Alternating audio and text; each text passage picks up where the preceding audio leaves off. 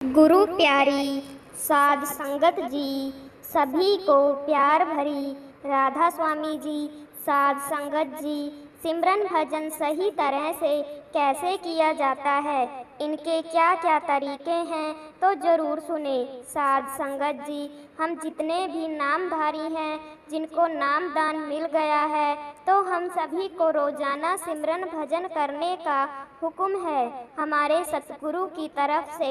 और वह हमें जब भी बताते हैं, जब हमें नाम दान देते हैं, और हमें हर बार सत्संग में भी याद कराते ही रहे हैं कि रोज़ाना सिमरन भजन करना है, और वह भी बिना नागा करना है। और यह सभी लोग जानते ही हैं, तो यह बताने की ज़रूरत नहीं है। तो अब हम जानते हैं कि सिमरन भजन करने का सही तरीका क्या है, सिमरन भजन सही तरीके से कैसे किया जाता है, इसके क्या क्या तरीके हैं जो कि हमें हमारे सतगुरु नामदान के समय बताते हैं। तो आइए सुनते हैं। तो सबसे पहला तरीका तो यह है कि हमें सुबह अमृत वेला में 3 बजे उठ जाना चाहिए, और फिर सुबह उठकर अपना मुंह हाथ धोकर हमें सिमरन भजन करना चाहिए। क्योंकि मुंह धोना इसीलिए ज़रूरी कहा गया है ताकि आपको सुस्ती ना पड़े, और फिर जब सुस्ती पड़ेगी तो फिर लाजमी है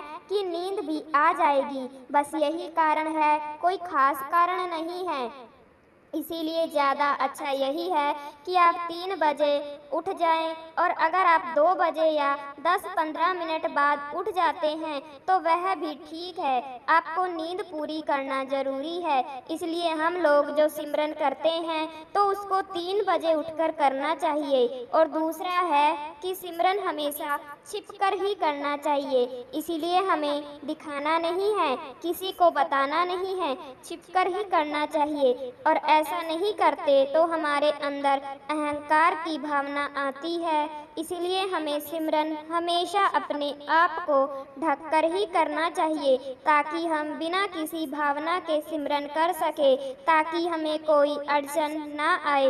और फिर जब हम अपने आप को ढककर सिमरन करते हैं तो फिर हमें जो बाहर की आवाज़ें हैं तो वो आनी बंद हो जाती है, और फिर हमारा ध्यान सही तरह से केंद्रित हो जाता है, यानी एक जगह इकट्ठा हो जाता है। तो इसीलिए हमें सिमरन छिपकर ही करना चाहिए। और तीसरा है कि जिस आसन पर आप बैठते हैं सिमरन भजन के लिए, तो फिर या तो वह सूती का होना चाहिए या फिर कंबल होना चाहिए, ताकि आपको ऐसा ना हो कि आप फर्श पर बैठ जाएं और फिर कभी आपको गर्मी लग रही है और कभी आपको ठंड लग रही है।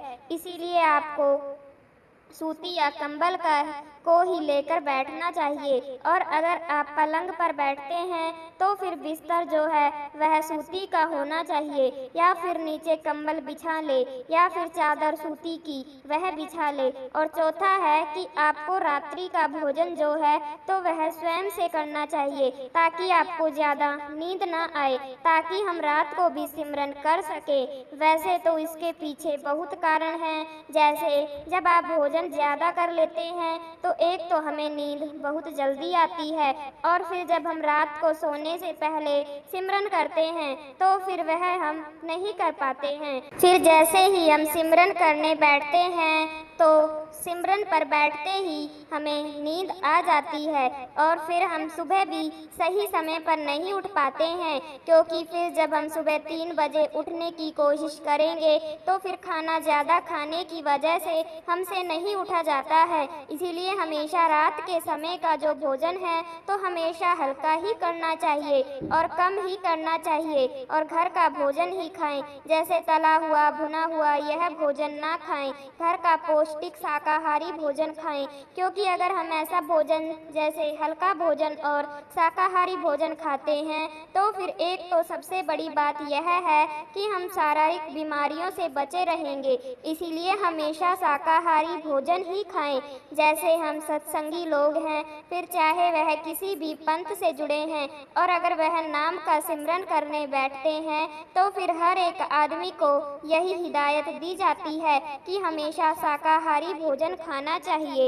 इसीलिए मांसाहारी भोजन और किसी भी प्रकार के नशे की सख्त मनाही है। जो परमार्थ के मार्ग पर उन्नति पाना चाहते हैं, जो तरक्की पाना चाहते हैं, जो रोजाना नाम का सिमरन भजन करते हैं, जो सत्संगी भाई बहन हैं, तो उनको इन चीज़ों से दूर ही रहना है। नशा किसी भी प्रकार का नहीं करना है, फिर चाहे वह किसी भी प्रकार का हो। और फिर सबसे प्रेम करना चाहिए, क्योंकि प्रेम करना कोई पाप नहीं है। प्रेम करना है मगर मोह नहीं करना है, मोह के माया जाल में नहीं फंसना है। इसीलिए ध्यान रखें, प्रेम यह शब्द तो दो है मगर इसके अर्थ बड़े गहरे हैं और यह आप भली भांति जानते हैं। और आपके अंदरूनी रहस्य को जो आपको अनुभव हो रहे हैं, तो वह अनुभव को कभी भी किसी को ना बताएं, क्योंकि अगर हम अपने अंदरूनी रहस्यों को, अनुभवों को किसी से साझा करेंगे तो फिर इससे हमारी दौलत कम हो जाएगी। और इसके पीछे तात्पर्य यह है कि जब भी आप सिमरन करने के लिए सिमरन की बैठक पर बैठते हैं, अपने आसन पर बैठते हैं, जब आप सिमरन करते हैं और फिर जो आपको नाम के सिमरन के दौरान जो रूहानी दौलत प्राप्त होती है, तो उसको आपको किसी के साथ भी शेयर नहीं करना है, किसी के आगे जग जाहिर नहीं करना है। और फिर जब आप इन रूहानी दौलत को किसी के साथ शेयर करते हैं, इन बातों को किसी के साथ शेयर करते हैं, तो फिर वह कम हो जाएंगी। इसलिए इस बात का खास ध्यान रखें। अब ज़्यादातर जो सत्संगी लोग हैं, जिनको अंदरूनी दौलत जो मिलती है और फिर जब वह किसी दूसरे के साथ शेयर करते हैं, और हमने बड़े लोगों को देखा है ऐसे करते हुए, और फिर उनके जो किसी किस्म की जो उनको आवाज़ें धुनें अंदर सुनाई देती है, तो फिर वह बंद हो जाती है।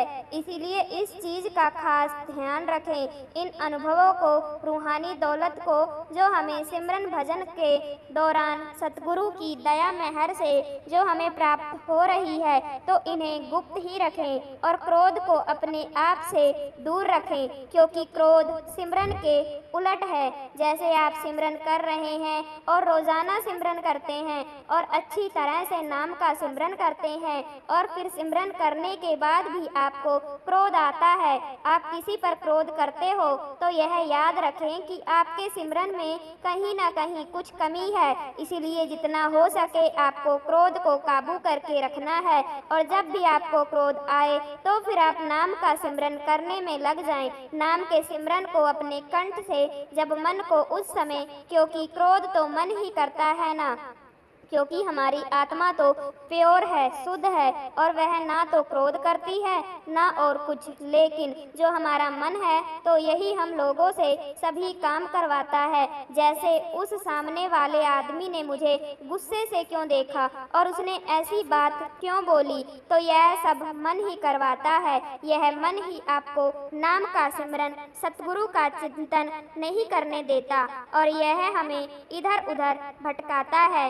ऐसी वैसी चीज़ें हमारे सामने लाकर रख देता है जो कि 10, 20, 50 साल पहले हुई है, यानी हमें आगे पीछे लेकर चला जाता है। इसीलिए कोशिश करें इस मन को नाम के सिमरन में लगाकर रखें, ताकि आहिस्ता आहिस्ता इसको रस मिलना शुरू हो जाए। स्वयं से काम लें और पराई स्त्री पर कभी भी बुरी नज़र ना रखें, क्योंकि यह आपकी बरसों की कमाई दौलत को मिट्टी कर सकती है और आपको पीछे धकेल सकती है। इसीलिए हमेशा पराई स्त्री की तरफ ध्यान बिल्कुल भी ना डालें और कभी भी परमात्मा से, सतगुरु से शिकायत ना करें, क्योंकि जो हमें मिल रहा है और जो मिलेगा तो वह सब हमारे कर्मों का ही नतीजा है, क्योंकि किए गए कर्मों से तो भगवान भी नहीं बच सकते। इसीलिए विवेक से काम ले, क्योंकि कर्मों का जो नतीजा है तो वह तो मिलकर ही रहता है। इसीलिए आप सिमरन भजन करते हो तो आप यह समझिए कि अगर किसी का लिखा है कि उसको कष्ट होंगे, 6 महीने के लिए कष्ट होंगे, और अगर वह सिमरन भजन ज़्यादा करता है, नाम की कमाई ज़्यादा करता है, तो फिर उसके कष्ट तो ज़रूर होंगे, मगर 6 महीने के लिए नहीं, केवल 6 सेकंड के लिए। तो फिर कर्म भी आपके जो थोड़े बहुत कम हो सकते हैं, भुगतने तो पड़ेंगे, मगर वह रियलिटी में नहीं करना पड़ेगा, वह आपके सपने में ही कम हो जाएंगे। जाएंगे। कहने का मतलब यही है कि आपके कष्ट कम हो जाएंगे, और जब कष्ट कम होंगे, चाहे वह सपने में ही हो, मगर आपके कर्म तो कट गए, लेकिन इसके लिए आपको बहुत कठोर मेहनत करनी पड़ेगी। यह है, अगर कर्म किसी के ऐसे हैं, फिर आपको बहुत दिन रात आपके सतगुरु का ध्यान करना पड़ेगा। और यह हमें सतगुरु ने नाम दान दिया है, और उसको जिस तरह से सतगुरु ने बताया है तो उस तरह से जपना पड़ेगा। इसीलिए नियमित सत्संग सुने और सबको प्रेम करें, और कभी भी नास्तिक के साथ बहस ना करें, उनकी संगत कम करें, और रोजाना अपने वक्त में से 2.5 घंटे का सिमरन भजन जरूर करें। 2.5 घंटे का समय जरूर निकालें, और जिनको अभी अभी नाम दान मिला है तो धीरे धीरे समय को बढ़ाते जाएं, और फिर इसको आहिस्ता आहिस्ता 2.5 घंटे तक लेकर जाएं। और रोज रात को अपने आप से यह जरूर पूछें, आज आपने क्या अच्छा काम किया है, तो इससे आपको दूसरों की मदद करने की प्रेरणा मिलेगी, और आपकी रूहानी सफर पर तरक्की आसानी से हो जाएगी। सिमरन भजन में बैठकर सतगुरु का ध्यान करें, और कोई भी अभिलाषा इच्छा अपने मन में ना रखें, और निस्वार्थ होकर सिमरन भजन करें, नाम का सिमरन करें। और जो सतगुरु ने नाम के वक्त जो युक्ति बताई थी, जो जब हम नाम लेते हैं, और जो सतगुरु ने जो नाम सिमरन करने की जो युक्ति बताई थी, तो उसके अनुसार सिमरन करें, और हर एक काम को सतगुरु का काम समझकर करें, और अपने परिवार को भी सतगुरु की संगत समझकर सेवा करें। और फिर आपको हर समय सतगुरु की याद आती रहेगी, और फिर आपसे कोई भी गलत काम नहीं होगा। इसीलिए हर समय यही कोशिश करें कि नाम का सिमरन मन से करें। फिर एक दिन ऐसा समय आएगा कि आपका मन नाम के रस के साथ जुड़ने में मदद करेगा। इसीलिए हर समय कोशिश करें कि आप नाम शब्द को मन से, जो जीभ से करते हैं, तो मन से करवाएं, और फिर एक समय ऐसा आएगा कि नाम को ही उसका रस मिलना शुरू हो जाएगा। फिर वह आपको नाम के सिमरन की तरफ लेकर जाएगा, भजन की तरफ लेकर जाएगा। और अगर आप इन सुनहरे नियमों का, जो हमने आपको बताए हैं, इन सुनहरे नियमों का पालन करेंगे, तो फिर परमात्मा आपसे दूर नहीं है, सतगुरु आपसे दूर नहीं है, और फिर जिंदगी से कोई शिकायत या शिकवा नहीं रह जाएगा। साध संगत जी, अगला विषय है कि सुबह सुबह ब्रह्म मुहूर्त में जागने के बाद इन दो में से एक काम ही कर ले। फिर देखना साध संगत जी, यह जो हमारा शरीर है, इसको उस परमात्मा ने बनाया है, उस परमात्मा की रचना है, और इस बात को हम सभी जानते हैं। हमें जन्म देने वाला भी वह विधाता है, मालिक है, परमात्मा है, और हमारा अंत करने वाला भी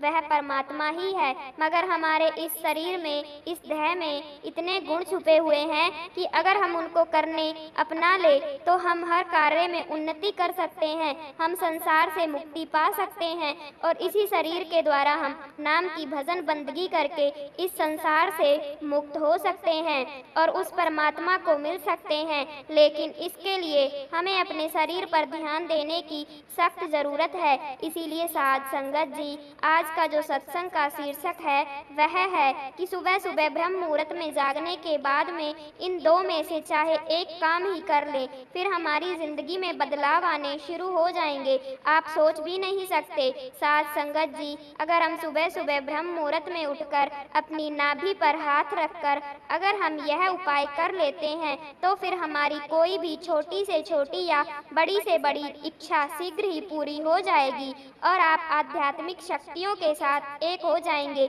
इसीलिए हम किस तरह करें और कैसे यह बहुत ही कारगर और सफलतापूर्वक आपकी इच्छाओं को पूरा करेगा। इसीलिए सबसे पहले यह जान लो कि हमारे जो इस शरीर का अस्तित्व है, तो हमारी नाभि से ही शुरू होता है। जैसे हमारा जन्म होता है तो माँ के गर्भ में हम इस नाभि के साथ ही जुड़े हुए होते हैं, और आपको सभी ऊर्जाएं, सभी शक्तियां इसी से प्राप्त होती है। और फिर जब हमारा जन्म होता है तो उस वक्त भी इस नाभि के सही संतुलन से ही हर चीज को प्राप्त कर पाते हैं। तो साध संगत जी, यह नाभि, जिसे नाभि चक्र भी कह लेते हैं, इसे नाभि केंद्र भी कह लेते हैं, नेवल चक्र भी कह लेते हैं। तो जब यह चक्र डिस्टर्ब रहता है तो इसके क्या फायदे और क्या नुकसान होते हैं? अगर नाभि चक्र खराब है, डिस्टर्ब है, तो फिर हमारे में धन की समस्या बनी रहती है, क्योंकि भाई जीवन बिताने के लिए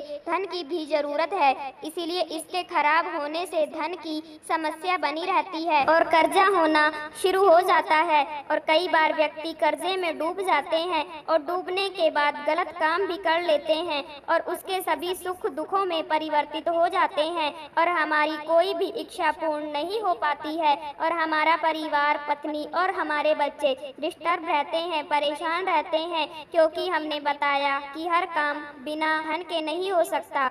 और फिर उस व्यक्ति के अंदर का, उस स्त्री के अंदर हमेशा एक डर बना रहता है, उसके अंदर सेल्फ कॉन्फिडेंस नहीं रहता है और वह भीतर से कमजोर हो जाता है, यानी अंदर से टूट जाता है। तो ऐसी स्थिति क्योंकि धीरे धीरे बनती है और कईयों की एकदम से बन जाती है, कर्जा होना या नुकसान हो जाना, तो फिर वह इस कर्जे से, उस नुकसान से जल्दी बाहर नहीं निकल पाते हैं। तो हम इस समस्या से अपने भाग्य को कैसे सही करें कि हमारा दुर्भाग्य सौभाग्य में बदल जाए? तो हम आपको नाभि की ऐसी 2 चीजें उपाय बताने जा रहे हैं और अगर आप उनमें से अगर एक भी कर लेते हैं तो वो भी आपको बहुत ज़्यादा लाभ मिलेगा और अगर दोनों कर लेते हैं तो फिर तो महालाभ होगा और फिर आपका जीवन एकदम बदल जाएगा, आपका जीवन खुशहाल हो जाएगा। आप एकदम ही इस नीचा से उस ऊंचाई को छू लेंगे, जिससे हमें और समस्याओं से भी पता लगता है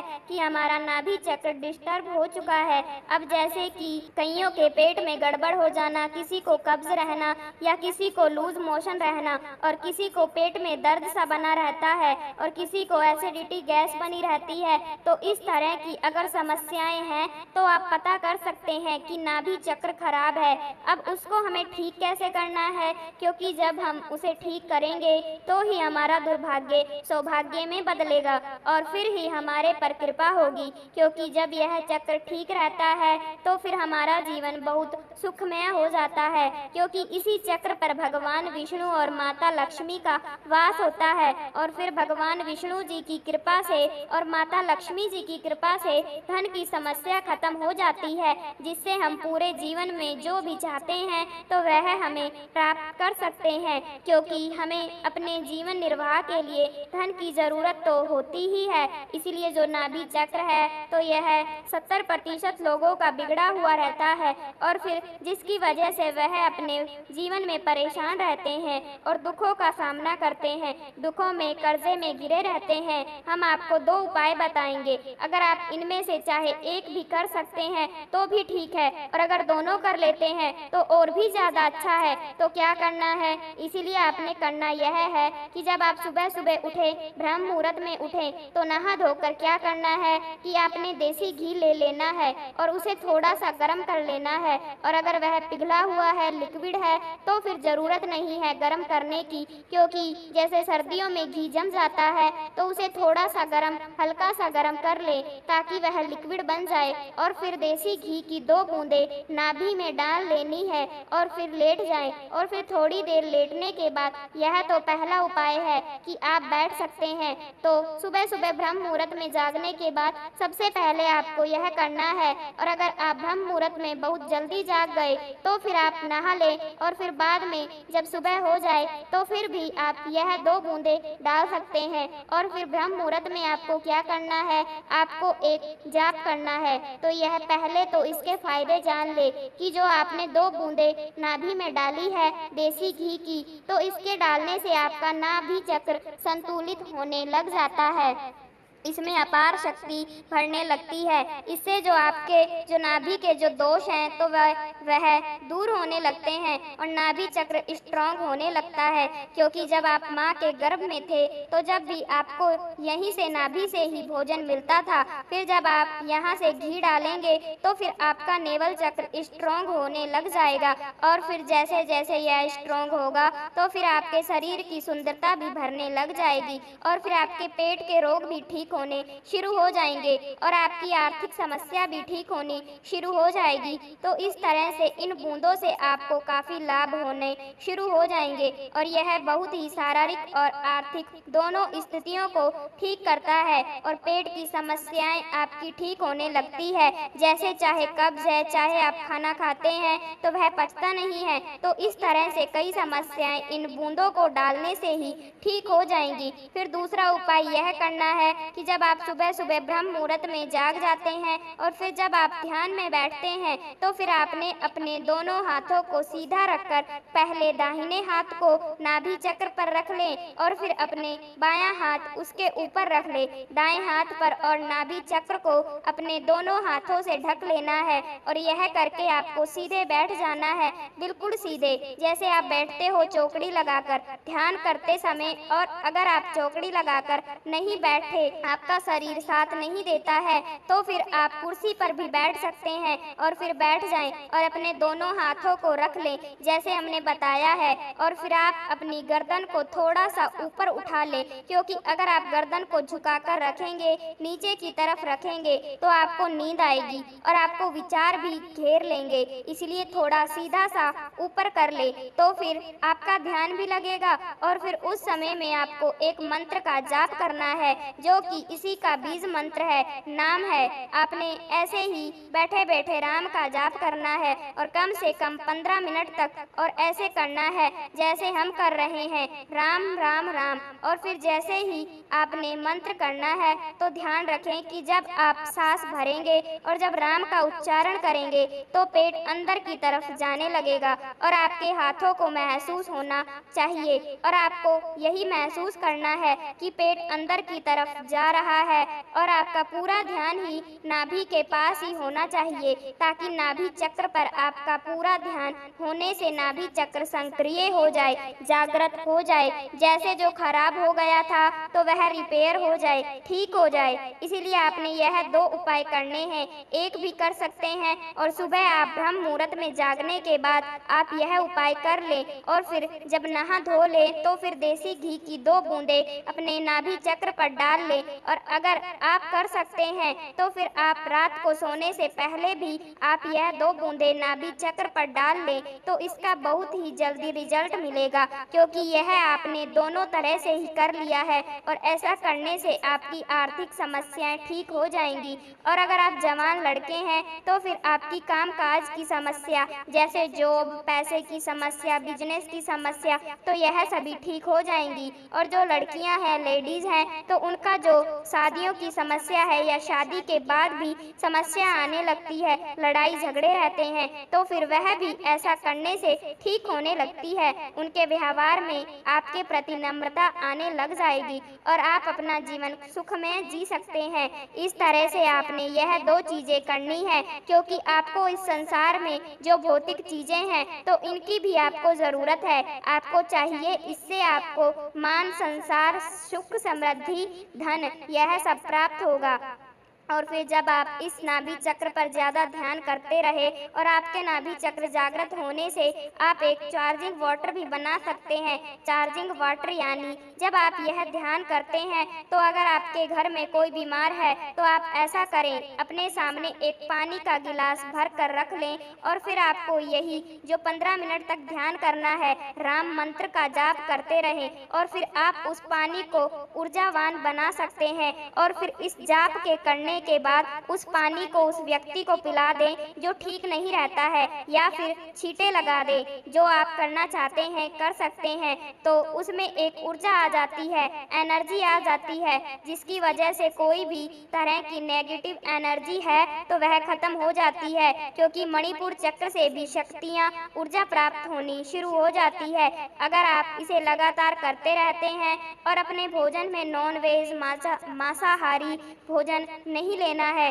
इन चीज़ों से आपने दूर ही रहना है, इनसे परहेज रखना है। तो फिर इस चक्र से आप देखेंगे कि आपकी जो यह समस्याएं हैं तो वो ठीक हो जाएंगी। साध संगत जी, अगला विषय है कि रात को सोने से पहले अपने सतगुरु के लिए कुछ वक्त के लिए ऐसा जरूर करें। साध संगत जी, परमात्मा को हम नहीं जानते हैं, और अगर हम उस परमात्मा तक पहुंचना चाहते हैं, नाम को जानना चाहते हैं, तो फिर हमें वक्त के पूर्ण संत सतगुरु की शरण में जाना ही होगा, उनका पल्ला पकड़ना ही होगा, और केवल वही हमें उस परमात्मा तक, उस नाम तक पहुंचा सकते हैं। वक्त के पूर्ण संत सतगुरु का पल्ला पकड़ने पर ही हमें उस परमात्मा की प्राप्ति हो सकती है, नाम की प्राप्ति हो सकती है। इसीलिए सबसे पहले तो हमें यह समझना चाहिए, गुरु है क्या, गुरु का क्या अर्थ है। गुरु का अर्थ होता है अंधकार, और गुरु का अर्थ होता है प्रकाश, और जो हमारे अंदर से अज्ञानता के अंधेरे को दूर कर दे और अंतर में प्रकाश पैदा कर दे, ज्ञान का दीपक जला दे, तो वही पूर्ण संत सतगुरु है। क्योंकि हमारी भक्ति संस्कृति में गुरु को परमेश्वर की तरह पूजा जाता रहा है, और आज भी हमारे भारत में गुरु को ही सबसे ऊंचा दर्जा दिया गया है, यानी परमेश्वर से भी ऊंचा दर्जा गुरु को दिया गया है। इसीलिए कहा गया है, गुरु ब्रह्मा गुरु विष्णु गुरु देवाय महेश्वराय गुरु साक्षात पार ब्रह्माय तस्मै श्री गुरुवे नमः। गुरु हमें नाम दान देते हैं और फिर हमसे नाम का सिमरन भजन करवाते हैं, हमें तरीका भी समझाते हैं कि कैसे नाम का सिमरन भजन करना है, और हमें कहते हैं कि जो भी तुम्हें चाहिए वह सब मिलेगा, मगर तुम्हें केवल इस नाम का सिमरन भजन करना है। बहुत छोटा सा काम है और हम यही नहीं करते हैं, हमसे नहीं होता। और अनुभव है कि जब हम सिमरन भजन करके उठते हैं और जो गुरु से मांगते हैं तो वह हमें मिल जाता है। गुरु हमें वह सब कुछ दे देते हैं जो हम चाहते हैं, मगर हमें देना केवल वही है कि जिससे हमारी भजन बंदगी ना बिगड़े। यही खोज ब्रह्मा थके सुर मुनि नर और देव कहे, कबीर सुन साधना कर सतगुरु की सेवा। यह कबीर साहिब जी का शब्द है। आप जी फरमा रहे हैं कि ऐसे गुरु को खोजने में नारायण ब्रह्मा यह भी थक गए, संत महात्मा भी थक गए, तो फिर हमारी क्या हस्ती है। इसीलिए कहते हैं कि जब उस परमात्मा की कृपा हो तो फिर ही हम उस पूर्ण गुरु को, सतगुरु को खोज सकते हैं, जहाँ मिलते हैं, जिनके मिलने पर हम इन 84 लाख के बेड़े से पार हो जाते हैं, मुक्त हो जाते हैं। और देखो कि हम ऐसे गुरु से नाम दान लेने के बाद भी हम यही नहीं समझ पाए कि यही वह परमेश्वर है, यही वह परमात्मा है जिनको हम बाहर तलाश कर रहे हैं, ढूंढ रहे हैं, खोज रहे हैं। तो भाई यह कहीं बाहर नहीं है, यह हमें कहीं बाहर नहीं मिलेंगे, क्योंकि यह शब्द रूपी गुरु है और यह हमारे अंदर में बैठे हुए हैं, हमारे अंतर में विराजमान है। गुरु है, गोविंद है, मन में देख विचार, हर सुमरे सो बार, हे गुरु सुमरे सो पार। इसलिए भाई जो गुरु नाम की भक्ति करता है तो वह हजारों बार, करोड़ों बार, लाखों बार एक नाम की भक्ति करके उस परमात्मा को जप लेता है, और कहते हैं कि फिर वह बार बार इस 84 के चक्कर में नहीं फंसता है और उसे बार बार दुखों का सामना भी करना पड़ता है। केवल एक बार सतगुरु से नाम दान लेकर जब उस नाम की भक्ति करता है, नाम की कमाई करता है, दिन रात हर सांस के साथ उस नाम को जपता है, और जब उस नाम में पूरी तरह से जज्ब हो जाता है तो फिर वह इस भव सागर से पार हो जाता है। इसीलिए तो कहा गया है कि गुरु है बड़ गोविंद से। भाई यह गुरु उस परमात्मा से बड़े हैं, इसलिए गुरु को परमात्मा की तरह देखा जाता है, उन्हीं में परमात्मा देखा जाता है। और हम हैं कि नाम भक्ति को केवल सिमरन तक ही सीमित रखते हैं, उससे आगे बढ़ने की कोशिश नहीं करते हैं।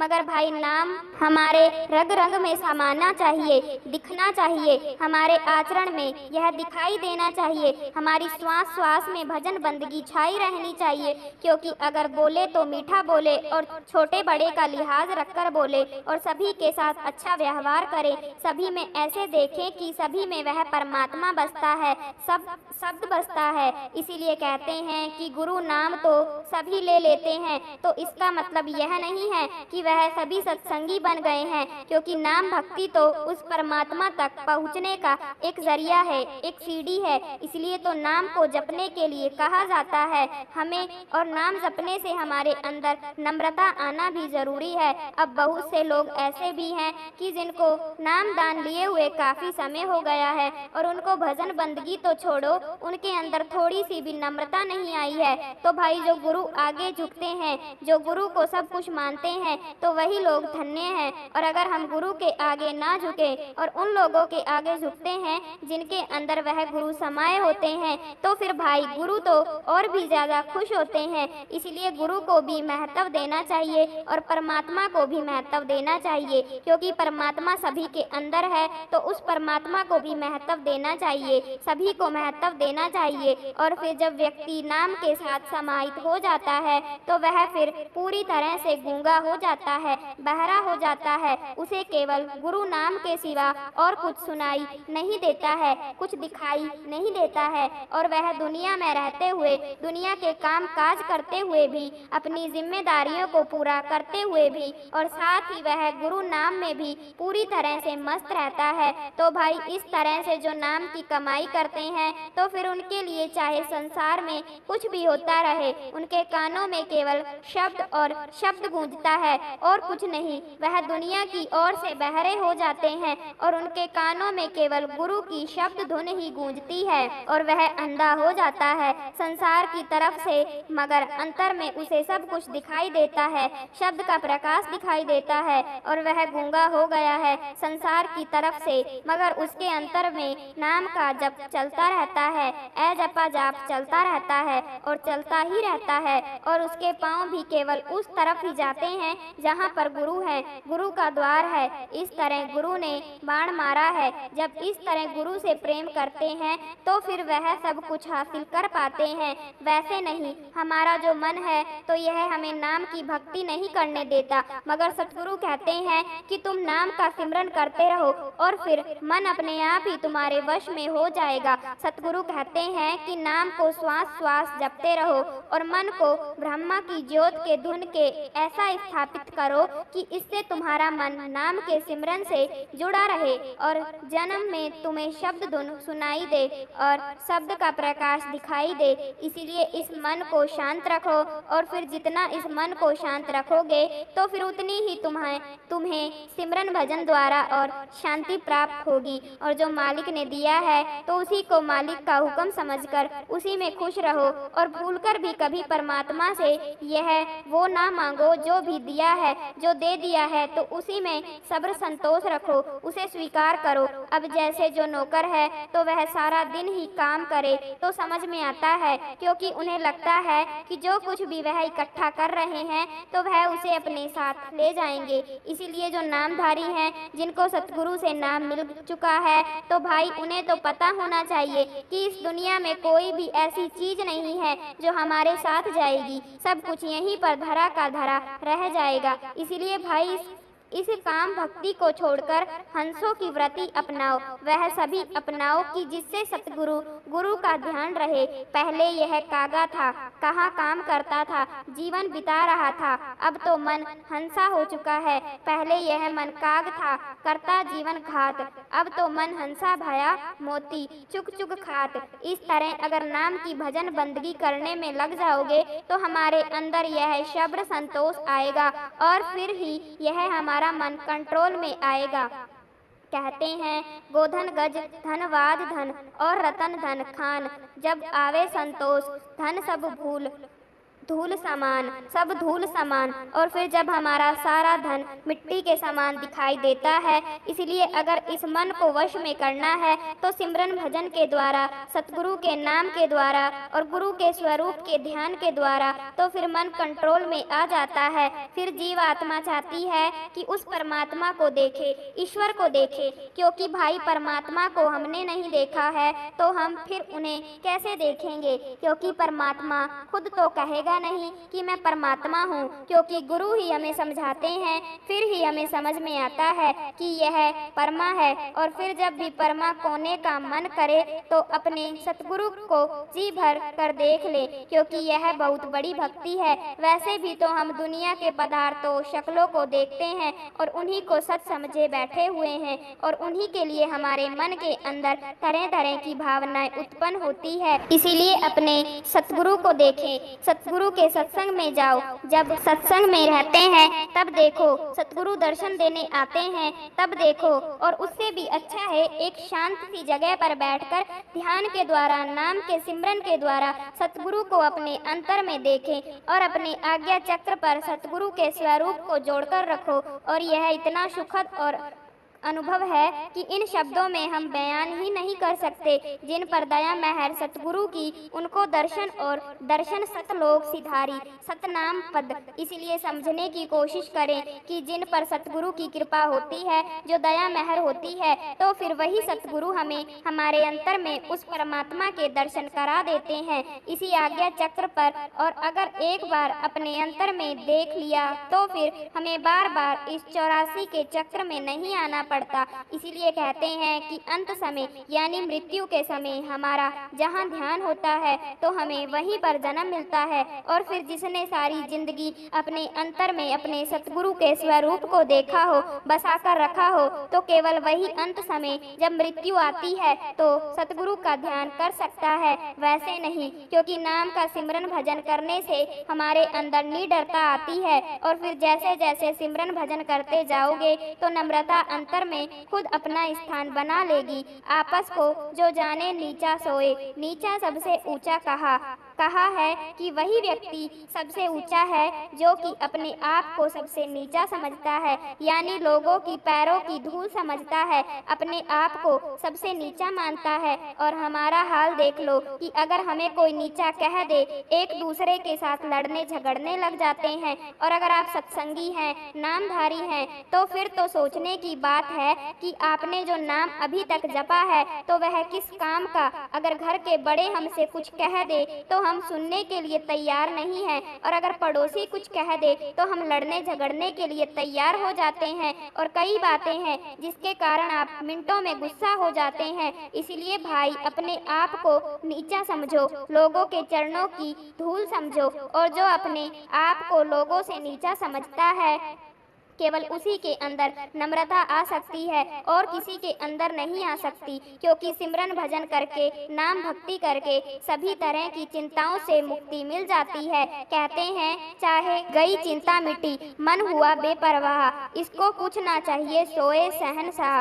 क्योंकि भाई सतगुरु की निगाह में तो वही शहंशाह है जिसके अंदर किसी भी चीज की चाह नहीं है, जिसे कुछ भी नहीं चाहिए, जिसको केवल सतगुरु चाहिए, सतगुरु की भक्ति चाहिए, सतगुरु का प्रेम चाहिए, सतगुरु का आशीर्वाद चाहिए। सिमरन सूरत लगाई के मुख कछु ना बोल, बाहर के पट के अंतर के पट खोल। क्योंकि भाई जो अंतर के पट खोल लेता है तो उसे सतगुरु दिखाई देते हैं, बाहर नहीं। इसलिए सिमरन सूरत लगाई के नाम का सिमरन करते रहो, अपनी सूरत शब्द के साथ जुड़कर रहो। और फिर मुख से क्या बोलना, क्योंकि भाई सतगुरु तो अंतर्जामी है, वह सब कुछ जानते हैं कि तुम्हें क्या चाहिए। इसलिए जो सत्संगी हैं, नामधारी हैं, तो उनको कभी भी क्रोध नहीं करना चाहिए। क्योंकि भाई सिमरन भजन करने वाले सत्संगियों को तो क्रोध आ ही नहीं सकता। क्योंकि अगर वह सही तरह से गुरु नाम हुआ है तो भी कितना नुकसान क्यों ना हो जाए, उसे क्रोध नहीं आता है। और फिर चाहे सामने वाला व्यक्ति उसको कितना भी क्यों ना उकसा दे और मन के अनुसार छोटा सा छोटा काम भी ना बने, फिर भी उसको कभी क्रोध नहीं आता है। क्योंकि क्रोध करने से हमारे अंदर से नाम भक्ति खत्म होने लगती है, और क्रोध करने से भय और डर पैदा होते हैं और बुद्धि भ्रष्ट हो जाती है। और जब बुद्धि भ्रष्ट हो जाती है तो फिर विवेक चला जाता है। तो फिर हम कैसे सत्संगी हुए। कुटिल वचन सबसे बुरा जाप करें, तन जाए 7 वचन जल रूप है, बरसे अमृत धार। 7 वचन सतगुरु के वचन ऐसे हैं कि हमारे अंतर में सिर्फ अमृत और शांति ही घोल है। इसलिए भाई भाई अपने सतगुरु पर पूरा विश्वास बनाकर रखो और मन को हारने मत दो, और ना ही हमारा कोई कभी अहित कर सकता है। तो ऐसा सतगुरु पर विश्वास बनाकर रखो, और उस परमात्मा और हमारे बीच में केवल सतगुरु हैं और कुछ नहीं है, जो कि हमें उस लोक तक, सचखंड तक, सतलोक तक पहुंचा सकते हैं। कबीर, क्या मैं चिंतित हूँ, मन चिंतित क्या हुए मेरी, चिंता हर करे, चिंता मोहे ना कोई। अब देखो संत कबीर साहिब जी ने कितनी बड़ी बात कह दी। आप क्या फरमा रहे हैं? आप जी फरमा रहे हैं कि मेरी चिंता वही करता है, परमात्मा करता है, वह सतगुरु करता है। जब मेरी चिंता वह कर रहा है तो फिर भाई मुझे किस बात की चिंता है।